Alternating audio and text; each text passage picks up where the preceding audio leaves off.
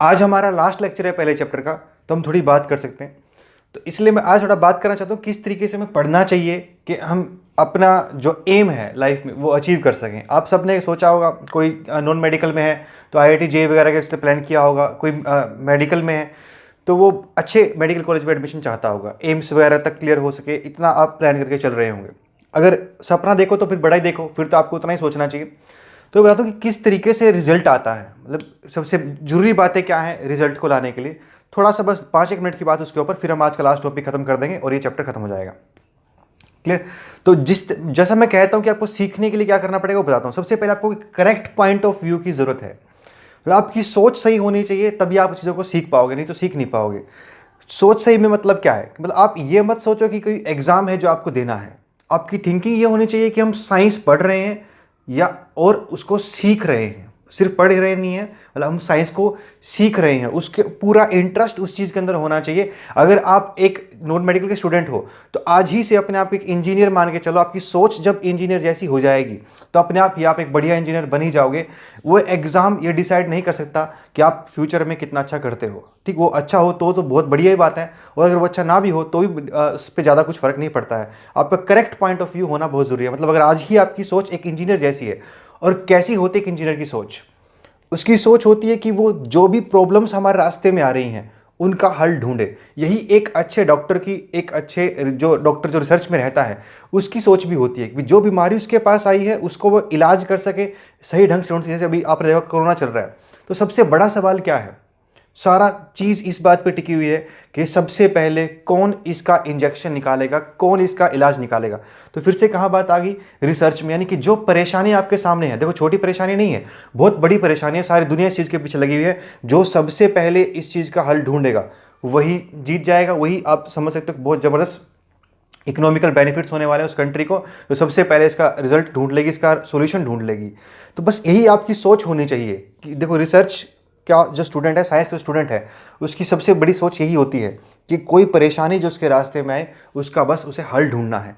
ठीक है, ऐसे यहाँ पर भी आपको बहुत सारे न्यूमेरिकल मिलेंगे फिजिक्स में, आपको उनका हल ढूंढना है और ये सोचिए कि हल तो होता ही होता है, सोल्यूशन तो हर चीज़ का है ही, बस आपको उस तक पहुंचना है। इस तरह का पॉइंट ऑफ व्यू से अगर आप चलोगे तो आप सीख पाओगे, नहीं तो बहुत जल्दी आगे जाकर के तो बहुत बेसिक चल रहा था, अब धीरे धीरे हमारे नए चैप्टर स्टार्ट होंगे तो वहाँ पे आपको देखो मिलेगा बहुत टिपिकल न्यूमेरिकल्स भी होते हैं जो आपको उलझा सकते हैं। क्लियर। तो आपने सुना भी होगा अपने सीनियर्स वगैरह से कि जो सबसे बड़ी दिक्कत है वो ये है कि फिजिक्स के न्यूमेरिकल नहीं होते हैं, बाकी सारा काम हो जाएगा, मैथ वैथ केमिस्ट्री सब हो सकता है, लेकिन फिजिक्स के न्यूमेरिकल सबसे ज़्यादा तंग करते हैं बच्चों को।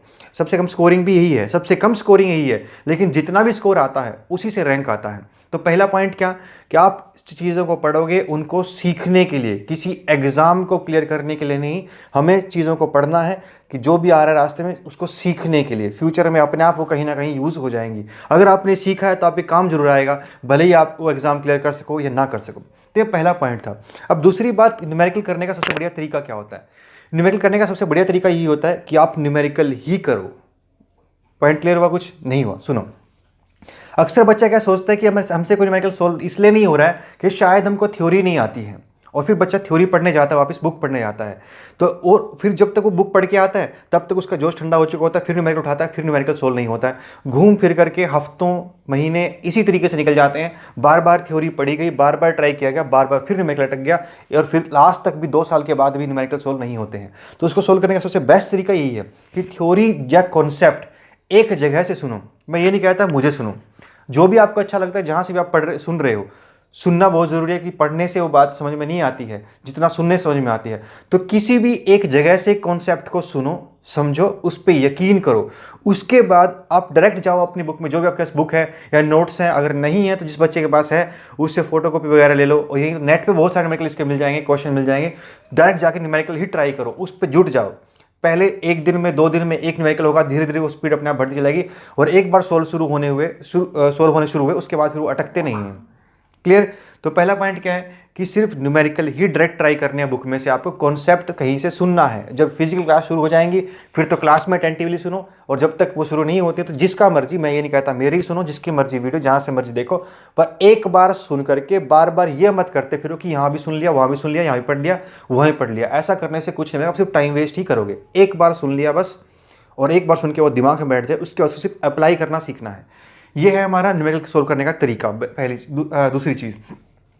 तीसरी चीज़, हम ये सोचते हैं कि भी बहुत ज़्यादा पढ़ने से रिजल्ट आता है, शायद 17-18 घंटे या 20 घंटे या 10-12 घंटे पढ़ना पड़ता है, इस चीज़ से रिजल्ट आता है। कोई भी IIT निकालना हो, या आपने कभी सुना होगा भी 18-18 घंटे पढ़ते हैं बच्चे जो IIT निकालते हैं, ऐसा कुछ नहीं है। ठीक है, हमने भी IIT क्लियर किया है, ऐसा कुछ नहीं है। बात सिर्फ इतनी सी है कि आप कंसिस्टेंट होने चाहिए, जो करो लगातार करो। अगर आपका IQ लेवल बहुत अच्छा है, बहुत कम में आप समझ लेते हो, तो 4.5 घंटे 5 घंटे डेली के भी आपके लिए काफ़ी हैं। अगर आप थोड़ा सा स्लो लर्नर हो, ऐसा नहीं कि आपके लिए नहीं है, अगर आप थोड़ा सा स्लो हो तो आपको डेली के थोड़ा फालतू निकालना पड़ेगा, 6-7 घंटे 7.5 घंटे आपको डेली लगाने पड़ेंगे। धीरे धीरे आप सीख जाओगे। देखो, माइंड रुका हुआ होता है, 10th तक हम जो पढ़ते हैं वो तरीका अलग होता है, 10th के बाद का तरीका बदल जाता है। यहाँ बहुत सारे न्यूमेरिकल क्वेश्चन ही आते हैं, तो हमको सोल्व करने होते हैं। तो आपको अगर थोड़ा माइंड स्लो है, टाइम ज़्यादा दोगे तो अपने आप से वो स्पीड गेन कर जाएगा, धीरे धीरे आप चीज़ों को जल्दी कैच करना शुरू कर दोगे। तो क्या इंपॉर्टेंट बात है, कंसिस्टेंटली पढ़ने से। ये नहीं कि आपने एक दिन 18 घंटे पढ़ लिया, अगले दिन कुछ नहीं पढ़ा। एक दिन मैथ ही पढ़ा 10 घंटे, अगले दिन आपने सिर्फ फिजिक्स ही पढ़ी 10 घंटे, फिर तीसरे दिन आप पढ़ रहे हो केमिस्ट्री 10 घंटे पढ़ जा रहे हो। ऐसा भी जरूरी नहीं है, ऐसे से भी रिजल्ट नहीं आता है। मतलब कंसिस्टेंटली हर सब्जेक्ट को इक्वल टाइम डेली आप अगर दोगे तो रिजल्ट आएगा, चाहे 4.5 घंटे हो, 4-4 5-5 घंटे में भी लोगों ने IIT निकाली है, ये एम्स के एग्ज़ाम क्लियर किए हैं। तो आप भी कर सकते हो, बस आपको कंसिस्टेंट रहना पड़ेगा। जो उस दिन का काम है उस दिन सीख लो, उसको कल पे मत टालो। अगर ऐसा करते रहोगे फिर कभी नहीं होगा। हर सब्जेक्ट को इक्वल टाइम दो। अगर मान लो 4.5 घंटे आप दिन में निकाल पाते हो तो 1.5 घंटा सब्जेक्ट को दो, वो देने के बाद अपना जो भी मर्जी काम हो करो। देखो, ऐसा नहीं है कि लाइफ सिर्फ पढ़ाई ही है, ऐसा कुछ नहीं है, ज़िंदगी में बहुत कुछ भी है। तो आपको वो सब भी करना है, वो सब एंजॉय भी करना है लाइफ को, वो सब भी हमारी लाइफ का पार्ट रहेंगे। लेकिन अपना काम पहले कर लो। जो भी हमको जितना पढ़ना है, 6 घंटे पढ़ना है, 2-2 घंटे सबके निकाल करके बचे हुए टाइम में जो मर्जी करो, एंजॉय करो, जैसे मर्जी करो, वो सब आपके हाथ में है। वो अपना जैसा जो आपको ठीक लगता है वो करो, लेकिन कंसिस्टेंटली अपना काम डेली करो। उसके बगैर तो आपका रिजल्ट फिर नहीं आएगा। फिर धीरे धीरे बर्डन होता चला जाएगा, और 5-6 महीने ऊपर से गए फिर कुछ नहीं हो सकता। फिर न्यूमेरिकल इतने अटक जाएंगे कि फिर आपको फिजिक्स तो भूल जाओ, फिजिक्स नहीं होगी फिर। Clear point? ये था तरीका, किस तरीके से आप आगे बढ़ सकते हो, अपना एग्जाम जो टारगेट आपने लगाया है उसको क्लियर कर सकते हो। कंसिस्टेंसी ही सबसे बड़ी की चाबी है उसको क्लियर करने की, उस ताले को खोलने के लिए। और कोई चाबी हमारे पास नहीं है जो उस ताले को खोल सके, जिसको हम एग्ज़ाम ये कहते हैं। और आपको एग्ज़ाम, फिर वही बात, सिर्फ एग्ज़ाम पे ध्यान मत दो, आप सीख रहे हो, इस तरीके से आगे बढ़ो। तो अब आते हैं हमारा लास्ट का जो केस बचा था, थर्ड केस था डायमेंशनल एनालिसिस। हमने कल शुरू किया था और आज इसको ख़त्म कर रहे हैं। इसमें और टॉपिक्स भी हैं, ऐसा नहीं कि चैप्टर में और टॉपिक नहीं है, और टॉपिक्स भी हैं, पर मैंने वो उठाए हैं जिनसे पिछले 8-10 सालों में क्वेश्चन आए हुए हैं कंपटीशन, मतलब इन्हीं से आए हुए हैं। जो बाकी चीज़ें हैं उनमें से भी कोई क्वेश्चन नहीं बना है कंपटीशन, तो मैं इसलिए वो छोड़ दिए हैं। और दूसरी बात, उन्हें हम लेंगे बाद में लेंगे, क्योंकि अभी देखो उसमें बहुत सी ऐसी चीज़ें हैं जिसका आपको रट्टा मारना पड़ रहा होगा। फोकल लेंथ का फॉर्मूला रट्टा मारना पड़ रहा है, स्फेरोमीटर का फॉर्मूला रट्टा मारना पड़ रहा है, सरफेस टेंशन फॉर्मूला रट्टा मारना पड़ रहा है। ऐसी बहुत सारी चीज़ें का आपको रट्टा मारना पड़ेगा। कंपटीशन में ये सोच कर ही बुक्स लिखी जाती कि अभी बच्चा भी 11th में पढ़ेगा, उनको कंपटीशन की बुक ये सोच के लिखी जाती है कि बच्चे ने पहले 2 साल पूरा मेन कोर्स यानी बेसिक पढ़ रखा है, अब वो उनको करने के लिए आया है। हर कंपटीशन की बुक इस तरीके से लिखी जाती है, इसीलिए हर बुक में पहले चैप्टर से ही लास्ट वाले चैप्टर के कॉन्सेप्ट मिक्स होते हैं, वो यूज़ होते हैं, तो आपको वो दिक्कत आ सकती है। तो हम शुरू में सिर्फ बेसिक करते चलेंगे और कुछ अच्छे न्यूमेरिकल करते चलेंगे जो सिर्फ उसी कॉन्सेप्ट के ऊपर बेस्ड हो, और जो उससे पिछले कॉन्सेप्ट के ऊपर बेस्ड हो, सिर्फ उतना ही हम करते चलेंगे। लास्ट में जाने के बाद फिर आप हर चीज़ कर सकते हो। तो ये लास्ट टॉपिक है हमारा जो हम पढ़ेंगे इस चैप्टर में। उसके बाद हम कल से नया चैप्टर स्टार्ट करेंगे, वो है डायमेंशनल एनालिसिस का। जो 2 पहले हमने मैथड बताए थे आपको। पहला तरीका क्या था, वेरीफाई करना कि कोई फॉर्मूला डायमेंशनली करेक्ट है कि नहीं। दूसरा जो था वो क्या था, ये पता करना कि भाई जो रिजल्ट हमारा आ रहा है उसमें से कुछ अननोन वेरिएबल होंगे, उनकी डायमेंशन को फाइंड आउट करना, ये दूसरा था। और फिर तीसरा है कि कई बार हमको फॉर्मूला ही निकालना पड़ जाता है, डायमेंशनल एनालिसिस को बोलते हैं। डायमेंशनल एनालिसिस एम्पेरिकल रिलेशन निकालना पड़ जाता है। देखो एम्पेरिकल रिलेशन क्या होता है, एम्पेरिकल रिलेशन होता है सिर्फ उसमें सिर्फ वेरिएबल बता पाओगे आपकी डिपेंडेंसी क्या है, किस तरह की डिपेंडेंसी है। जैसे अगर मैं एक एग्जाम्पल लेके चलूँ, मान लो कोई वहाँ फॉर्मूला है, जैसे टाइम पीरियड का, ये फोर्स का ही फॉर्मूला है, काइनेटिक एनर्जी का ले लेते हैं, थोड़ा ज़्यादा बेटर समझ पाओगे। अब काइनेटिक एनर्जी का फॉर्मूला क्या होता है, 12 mv²। ये एग्जैक्ट फॉर्मूला है, एग्जैक्ट रिलेशन है। इसमें से अगर सिर्फ हम इतना बता सकें कि काइनेटिक एनर्जी की प्रोपोर्शनैलिटी mv² पर है, यानी ये जो मैथमेटिकल कांस्टेंट है, अगर इसकी वैल्यू को हटा दें तो बची हुई चीज़ एम्पेरिकल रिलेशन आती है। वो वही रिलेशन हम डायमेंशनल से निकाल सकते हैं। इसका यही एक सबसे बड़ा ड्रॉबैक है कि आप एग्जैक्ट फॉर्मूला कभी फाइंड आउट नहीं कर सकते, यानी जो कांस्टेंट होता है प्रोपोर्शनैलिटी में, जो कांस्टेंट आता है उसकी वैल्यू इससे नहीं निकल सकती, वो एक्सपेरिमेंट से ही निकलेगी, उसके बगैर और कोई तरीका नहीं सोल्व करने का उसको, तो वो वैसे ही निकलती है, वो इससे हम नहीं निकाल सकते। बाकी का एम्पेरिकल रिलेशन इससे बड़े आराम से निकल सकता है, जब आपको सिर्फ डिपेंडेंसी ही चेक करनी हो किस तरीके से वो डिपेंड करता है बाकी वेरिएबल पर। क्लियर? तो मैंने एक एग्जांपल लिया है उसके लिए, उसमें करके दिखाता हूँ। तो एक क्वेश्चन था, उसमें बोला गया कि भी time period of A pendulum क्या होता है, भूल जाओ पेंडुलम। अब बस आपने जाना होगा कि पेंडुलम में कोई चीज़ होती है जो ऐसे ऑसिलेट करते हैं, बॉब बोलते हैं उसको, बॉब ऐसे ऑसिलेट करते हैं, धागे से बंधी हुई होती है, तो उसकी लेंथ पे डिपेंड करती है। आपको कुछ ना हवा लग रही हो क्या किसके बारे में बात हो रही है, भूल जाओ, सिर्फ इतना याद रखना चाहिए कि ये टाइम पीरियड है, ये लेंथ पे डिपेंड करता है। किसी ने बताया कि लेंथ पे डिपेंड करता है, और उसने ये भी कहा कि वो जी पर भी डिपेंड करता है, एक्सेलरेशन ड्यू टू ग्रेविटी पर भी डिपेंड करता है, और मास पर भी डिपेंड करता है। ऐसा बता दिया, करता ना करता अपने आप आंसर में नहीं आएगा वो। क्लियर? हमें तो किसी ने कहा कि भाई अगर टाइम पीरियड लेंथ पर, मास पर और एक्सेलरेशन ड्यू टू ग्रेविटी पर डिपेंड करता हो तो उसका एम्पेरिकल रिलेशन क्या आएगा उन दोनों के बीच में, वो निकालो। तो उसका एम्पेरिकल रिलेशन हम निकाल रहे हैं। अब देखो हमको पता तो नहीं एग्जैक्ट रिलेशन क्या है, तो हमने मान लिया कि टाइम पीरियड शायद प्रोपोर्शनल रहा होगा L की पावर x पर। किस पावर पे डिपेंड करता है वो नहीं मालूम, लेकिन L पे डिपेंड जरूर करता है, ऐसा कहा गया। तो L की पावर x पे डिपेंड करता है, और मान लेते हैं वो g की पावर y पे डिपेंड करता है, यानी एक्सेलरेशन ड्यू टू ग्रेविटी की पावर y पे डिपेंड करता है, और मास की पावर z पे डिपेंड करता है, ऐसा हमने अज्यूम कर लिया। उसके बाद क्या करते हैं, सबकी डायमेंशन लिख दो। टाइम पीरियड की डायमेंशन क्या होगी, टाइम वाली होगी, चाहे पेंडुलम का टाइम पीरियड हो, किसी का भी टाइम पीरियड हो, टाइम पीरियड तो टाइम होगा ना, वो तो टाइम की डायमेंशन आनी है उसकी, तो टाइम की डायमेंशन लिख दी इस तरफ। लेंथ की डायमेंशन लिख दी, जी की डायमेंशन लिख दी, मास की डायमेंशन लिख दी, सबकी डायमेंशन लिख दी, और सबकी पावर लिख दी। उसके बाद क्या करो, सबकी पावर इकट्ठी कर लो, इस तरफ वाली की पावर देखो। m की पावर क्या है, 0 इंटू एक्स 0 हो जाएगी, यहाँ पे कितनी है 0 इंटू वाई 0 हो जाएगी, यहाँ पे कितनी हो जाएगी z। तो m की टोटल पावर कितनी बनी, 0 प्लस 0 प्लस z, तो z बन गई। सारी पावर इकट्ठी कर ली, बेस सेम थे तो पावर ऐड हो गई इस फैक्टर से मल्टीप्लाई होते हुए। तो अब L की पावर क्या थी, यहाँ पे 1 था तो 1 इंटू एक्स एक्स हो गया, 1 इंटू वाई वाई हो गया, यहाँ 0 था तो कितनी बनी x प्लस वाई बन गई। ठीक है, ऐसी टाइम पीरियड की टाइम की निकाली हमने, तो यहाँ तो 0 था, 0 इंटू एक्स 0 हो गया, -2y और 0, तो टाइम पावर कितनी बनी -2y। उधर से वो चीज़ उधर लिखी गई है। अब हमको पता है, जैसे प्रिंसिपल ऑफ डायमेंशनल होमोजेनिटी ने हमको बताया था कि डायमेंशन दोनों तरफ क्या आने चाहिए, सेम आने चाहिए, तभी तो वो फॉर्मूला वैलिड है, नहीं तो वो इनवैलिड है। और इन फॉर्मूलों में मान के चलते हैं कि वो तो वैलिड है, डायमेंशनल होमोजेनिटी का प्रिंसिपल वैलिड है, हर जगह होता ही है वैसे तो जो पावर है वो सेम आनी चाहिए। इधर कह रहा है m की पावर 0 है, इधर कह रहा है m की पावर z है, तो दोनों बराबर होने चाहिए, तभी तो इक्वल होंगे। तो z क्या हो जाएगा 0, सोल्व किया, z इक्वल टू क्या हो गया 0 हो गया, z की वैल्यू मिल गई। अब उसने कहा कि L की पावर कितनी है 0, यहाँ पे x प्लस वाई है, तो इसका मतलब x प्लस वाई कितना होना चाहिए 0 होना चाहिए। एक और इक्वेशन मिल गई, इक्वेशन नंबर 1 मिल गई, इक्वेशन नंबर 2 मिल गई, और एक और इक्वेशन, यहाँ टाइम की वैल्यू कह रहा है 1 है, यहाँ कह रहा है -2y, तो ये दोनों भी बराबर होने चाहिए तभी वैलिड होगा वो, तो इन दोनों की इक्वल रख दिया। वहाँ से हमको y की वैल्यू मिल गई -1/2, उसको सब्स्टिट्यूट किया यहाँ पर, ये थर्ड इक्वेशन थी, उसको सब्स्टिट्यूट किया 2 वाली में, वहाँ से x मिल गया, कितना आया 1/2, तो हमको x y z तीनों की वैल्यू मिल गई है। अब उसकी वैल्यू को वापस हम उसमें लिख देते हैं। कैसे लिख देंगे, जैसे अगर मैं इस फॉर्मूले में लिख के दिखाऊं, यहीं पे लिखूं, तो t की वैल्यू कितनी है प्रोपोर्शनल टू L की पावर x था, x की वैल्यू कितनी आ रही है भाई हमारी 1/2, तो 1/2 लिख दिया। g की पावर कितना था, y था, y कितना आ रहा है -1/2, तो -1/2 आ गया। और m की पावर कितना था, z कितना आ रहा है 0, तो वो क्या हो गया 0। इसको सोल्व किया, प्रोपोर्शनैलिटी को हटाया तो क्या होगा, t equal to k times L की पावर रूट अपॉन g की पावर, नीचे आके रूट हो गया क्योंकि माइनस था, तो कहाँ चला जाएगा वो डिनोमिनेटर में, और नीचे आके क्या हो जाएगा प्लस, तो g की पावर 1/√2 बन गया। तो t is equal to k√2π√L/g, ये टाइम पीरियड का रिलेशन होता है। और आगे जाके हम देखेंगे कि एग्जैक्टली अगर निकाला जाए तो ये टाइम पीरियड का एग्जैक्ट रिलेशन होता है 2π√L/g। ये हम नहीं निकाल पाए इससे, क्लियर, ये हमसे नहीं निकाल पाए, ये बच ही गया। तो ये था हमारा कैसे हम सोल्व करते हैं। इसमें बहुत सारे क्वेश्चन आपको मिलेंगे, जितना आपको दिखता है फॉर्मूले अगर इधर उधर से मिल जाए तो देख लेना। कुछ एक आप ट्राई कर सकते हो अपनी तरफ से, काइनेटिक एनर्जी का रिलेशन निकालना, ठीक है, पोटेंशियल एनर्जी का रिलेशन निकालना, mgh पे डिपेंड करती है। ऐसे 2-3 बेसिक सिंपल फॉर्मूले आप कर लो, बाकी सब अगर इतना क्लियर है तो बेसिक अगर आपको इतना क्लियर हो जाता है, फिर मेन कोर्स स्टार्ट करने के बाद में आप सब कुछ कर पाओगे। तो अभी सिर्फ इतना ही था इसमें dimensional principle of dimensional homogeneity में। तो एक दो क्वेश्चन और मैं करके दिखाता हूँ आपको, जहाँ पर इसका बहुत ज़बरदस्त इस्तेमाल होता है डायमेंशनल एनालिसिस का।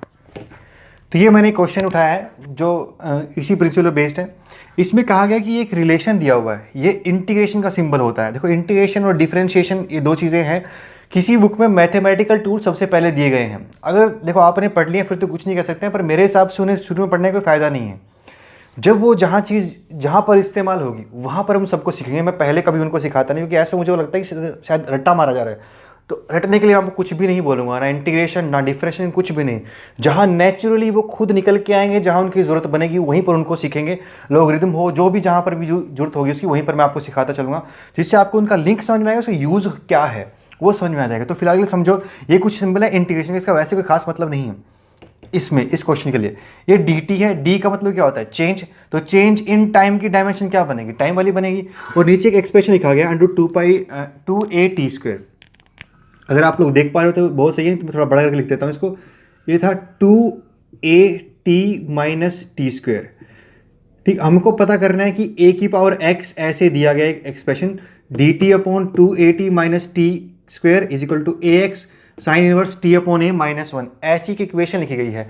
और x की वैल्यू पता करने की x की पावर क्या होगी। अगर ये इक्वेशन है तो इस इक्वेशन के हिसाब से x की पावर क्या आनी चाहिए। देखो अगर ये क्वेश्चन आपसे एग्जाम में आएगा तो आपको हवा भी लगेगी कि ये चीज़ है क्या।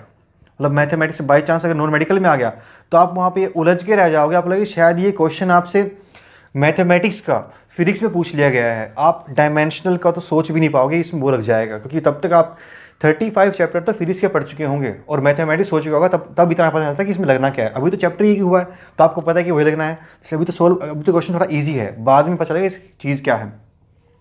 तो अभी देखो क्या है, हमें पता करना है एक्स की वैल्यू क्या है। अगर देखो आपको ये चीज़ सोल्व करनी आती है फिर तो आप वीडियो को पॉज करो, इसको खुद सोल्व करो, ठीक है, मेरे को सुनने की जरूरत नहीं है। और इनकेस नहीं समझ में नहीं आती फिर मुझे सुनना, फिर आप कुछ और ट्राई करना क्वेश्चन, वो आपके सारे सोल्व हो जाएंगे। अब कुछ बातें आपको बताता हूँ। जितने भी हमारे एक्सपोनेंशियल होते हैं, ई की पावर कुछ भी आता है, पावर समथिंग आता है, एक्सपोनेंशियल जितना भी आता है, वो सब डायमेंशनलेस नंबर होते हैं। ठीक, जितने भी एक्सपोनेंशियल होंगे सबके आगे नंबर क्या बनना चाहिए? हमारा डायमेंशनलेस बनना चाहिए। इसका आंसर तो खैर डायमेंशनलेस अपने आप ही है, ऑप्शन भी इसके ऐसे ही थे, मतलब 1 2 0 -1 इसके ऑप्शन ऐसे डायमेंशनलेस नंबर ही ऑप्शन है इसके। तो इसमें तो एक लॉजिक लग नहीं सकता कि डायमेंशनलेस होगा, क्योंकि चारों ऑप्शन डायमेंशनलेस है, तो इसलिए यह तो इसमें लग नहीं सकता। पर ये मैं वैसे आपको बता रहा हूँ, किसी भी एक्सपोनेंशियल की पावर जो भी होगी वो पावर क्या होगी? डायमेंशनलेस। किसी ट्रिग्नोमेट्रिक फंक्शन के अंदर का एंगल वो भी क्या होता है? डायमेंशनलेस। यानी साइन ऑफ थीटा अगर आपको कोई बोले तो थीटा क्या होगा? Dimensionless number. मतलब इसकी डायमेंशन क्या बननी चाहिए? 0, इसकी कोई डायमेंशन नहीं बननी चाहिए। एक कॉन्सेप्ट है, ये यूज होंगे आगे। ठीक, किसी भी ई की पावर में कोई डायमेंशन नहीं होती, ट्रिग्नोमेट्रिक फंक्शन के अंदर कोई डायमेंशन नहीं होती, लॉग के अंदर कोई डायमेंशन नहीं होती। लॉग ये जो आगे वैल्यू है, लॉग ऑफ एक्स बोल दे कोई अगर आपको, तो इस एक्स की भी क्या होगी? डायमेंशनलेस नंबर होगा, इसकी भी डायमेंशन नहीं होंगी। तो ये कुछ बेसिक कॉन्सेप्ट है जो हमको यूज करने पड़ते हैं इसमें। तो इनकी कोई डायमेंशन नहीं होती। जो ट्रिग्नोमेट्रिक फंक्शन का एंगल होता है उसकी नहीं होती, लॉग के अंदर वाला नंबर होता है उसकी नहीं होती, ई की जो पावर में होता है उसकी, सबकी, किसी की भी कोई डायमेंशन नहीं होती। अब इस कॉन्सेप्ट के आधार पर इसको हम सॉल्व करते हैं। तो हमको देखो यहाँ पे क्या दिख रहा है? ए की power x sine inverse t/a-1 लिखा गया है। तो इसके अकॉर्डिंग ना इनवर्स फंक्शन की भी नहीं होती, कुछ इनवर्स होता है, आपने शायद अभी नहीं पढ़ा होगा, ट्रिग्नोमेट्री में आता है, पर ट्रिग्नोमेट्रिक फंक्शन के अंदर की भी डायमेंशन नहीं होती। देखो साइन की थीटा की खुद की कोई डायमेंशन तो होती नहीं, sine theta, cos theta, tan theta, इनकी खुद की डायमेंशन नहीं होती, इनके अंदर वाले की डायमेंशन नहीं है। तो जिसके ये बराबर आएगा उसकी डायमेंशन कौन सा हो जाएगी? उसकी भी कोई डायमेंशन नहीं होगी, तो इसलिए उसकी भी कोई डायमेंशन नहीं होती। इस कॉन्सेप्ट की वजह से सोल्व कर रहा हूँ इसको मैं। तो इसके अंदर जो चीज़ लिखी गई है इसकी डायमेंशन नहीं हो सकती। उस कॉन्सेप्ट से चलें अगर हम, ये तो 1 है, पहले से क्या एक डायमेंशनलेस नंबर है, और ये t/a है, इसे भी क्या होना पड़ेगा? डायमेंशनलेस नंबर होना पड़ेगा। ये t टाइम होता है, टाइम दिया हुआ उन्होंने, t = टाइम बोल रखा है। तो अगर ये t ऊपर वाला टाइम है, इसको डायमेंशनलेस बनाने के लिए नीचे भी क्या आएगा? टाइम आना चाहिए, तभी तो डायमेंशन कटेंगी। और इसकी डायमेंशन खुद तो कितनी बन रही है? m0 l0 t⁴1। तो a की डायमेंशन भी कुछ आनी चाहिए, m0 l0 t⁻x मान लेता हूँ, नहीं x तो पहले से लिया हुआ है तो क्या माने इसको z मान लेते हैं। इसकी डायमेंशन भी कितनी आनी चाहिए? 0 आनी चाहिए, m0 l0 t0 ओवरऑल ये आना चाहिए, क्योंकि ट्रिग्नोमेट्री के अंदर डायमेंशनलेस नंबर होता है तो ओवरऑल डायमेंशन जीरो बननी चाहिए, क्योंकि ये डायमेंशनलेस नंबर था, इसमें से डायमेंशनलेस नंबर ही माइनस हो सकता है। ये प्रिंसिपल ऑफ डायमेंशनल होमोजेनिटी बोलता है। तो उसके अकॉर्डिंग क्या बना कि जो ए है इसकी डायमेंशन किसकी है, टाइम वाली है, यानी ए भी हमारा क्या है, एक टाइम डायमेंशन का फंक्शन है। देखो अब ए टाइम डायमेंशन का फंक्शन है, पहला पॉइंट क्लियर हुआ। अब इसका मतलब इसकी डायमेंशन कुछ नहीं है, ये टाइम की पावर समथिंग है, ये टाइम की पावर समथिंग है। अब इधर आते हैं, ए कितना है, टाइम, टाइम इंटू टाइम क्या हो गया, टाइम का स्क्वायर में से क्या माइनस हो रहा है, टाइम का स्क्वायर माइनस ही हो सकता है, सही है, मतलब यहाँ तक तो टाइम के स्क्वायर में से टाइम का स्क्वायर ही माइनस हो सकता है, यानी कि ए की वैल्यू जो टाइम हमने निकाल रखी है वो सही आ रही है। तो यहाँ पे ये नहीं कि टाइम के स्क्वायर में से टाइम का स्क्वायर काटोगे तो डायमेंशन कट जाएंगी, प्लस माइनस करने से डायमेंशन नहीं कटती, डिवाइड होने से डायमेंशन कट जाती है, मल्टीप्लाई होने से कट जाती हैं, बढ़ जाती हैं, वो उसमें होता है, लेकिन यहाँ पर नहीं है। तो टाइम का स्क्वायर नीचे डायमेंशन किसकी है, रूट के अंदर टाइम के स्क्वायर की है। रूट ने क्या किया, उसको पावर को हाफ कर दिया, यानी डायमेंशन किसकी बच गई, टाइम की बच गई। तो नीचे किसकी डायमेंशन है, रूट के अलावा टाइम की है। ऊपर क्या है, चेंज इन टाइम। अब चेंज इन टाइम भी तो टाइम होगा, तो ऊपर भी टाइम नीचे भी टाइम, ओवरऑल क्या बचा, डायमेंशनलेस नंबर। तो इस फॉर्मूले में जो इधर वाला नंबर है इज इक्वल टू था बीच में, ये इज इक्वल टू है, इज इक्वल टू के लेफ्ट साइड पर जो नंबर लिखा गया है उस नंबर की कोई डायमेंशन नहीं है, वो एक डायमेंशनलेस नंबर है। तो इज इक्वल टू के जो उधर लिखा जाएगा उसकी भी कोई डायमेंशन नहीं होनी चाहिए। लेकिन ये कह रहा है कि टी की पावर एक्स है, तो टी की पावर एक्स को डायमेंशनलेस नंबर बनने के लिए एक्स को क्या होना पड़ेगा, जीरो, तभी तो डायमेंशन कटेंगी। टी की पावर जीरो हो जाएगा, फिर सारी डायमेंशन क्या हो जाएंगी, खत्म हो जाएंगी। इसलिए एक्स की वैल्यू क्या बनेगी, जीरो, तो एक्स की वैल्यू क्या हो जाएगी, जीरो। तो ये सी ऑप्शन था इसका। इस तरीके से आप क्वेश्चन न्यूमेरिकल सोल्व करते हो। समझ में आया पॉइंट। मैंने यहाँ पे कुछ कॉन्सेप्ट यूज़ किए। कुछ कॉन्सेप्ट क्या थे कि ए की पावर में कोई डायमेंशन नहीं होती, साइन के कॉस के अंदर कोई डायमेंशन नहीं होती, और लॉग के अंदर कोई डायमेंशन नहीं होती है। कुछ फंक्शन है हमारे पास, इनके अंदर डायमेंशन नहीं होती, जो भी नंबर लिखा जाएगा वो डायमेंशनलेस नंबर होना चाहिए। उस कॉन्सेप्ट के आधार पर हम चले और हमने देखा कि टी अपॉन ए की डायमेंशनलेस, इसको डायमेंशनलेस होना पड़ेगा। वहाँ से ए की डायमेंशन कितनी आई, टाइम वाली आई, उसको यहाँ सब्स्टिट्यूट किया तो इसके नीचे क्या आ गया, टाइम आ गया। टाइम को टाइम से कट गया तो dimensionless number right hand side left hand side पे आ गया, तो राइट भी क्या होना चाहिए, वही होना चाहिए। लेकिन राइट साइड पे एक ये चीज़ है, ये मल्टीप्लाई हो रहा है डायमेंशनलेस नंबर से, तो डायमेंशन सिर्फ इसकी बची, इसकी डायमेंशन कितनी बची, टी की पावर एक्स बची, लेकिन इसकी भी जीरो होनी चाहिए, तो एक्स की वैल्यू क्या होगी, जीरो होगी। वहाँ से आंसर आ रहा है एक्स की वैल्यू जीरो। तीस तरीके के क्वेश्चन इसमें मिलते हैं, सोल्व हो जाएंगे। अगर हो जाए तो बहुत बढ़िया, इन केस नहीं होते हैं तो कोई बात नहीं, हम धीरे धीरे आगे जब आएंगे तो वापस भी चैप्टर को दोबारा मैं करूँगा, लास्ट में जाकर फिर इस चैप्टर को मैं दोबारा करता हूँ, क्योंकि वहाँ पर ये चैप्टर ज़्यादा बेहतर समझ में आता है। इसमें बाकी चीज़ें हमको क्लियर हो चुकी होती हैं, तब जाकर के ज़्यादा बेटर समझ में आता है क्या था। अभी आज जितना क्वेश्चन कर सकते हो उतना क्वेश्चन करना है इसमें से, कल फिर हम नया चैप्टर स्टार्ट करते हैं, काइनेमेटिक्स।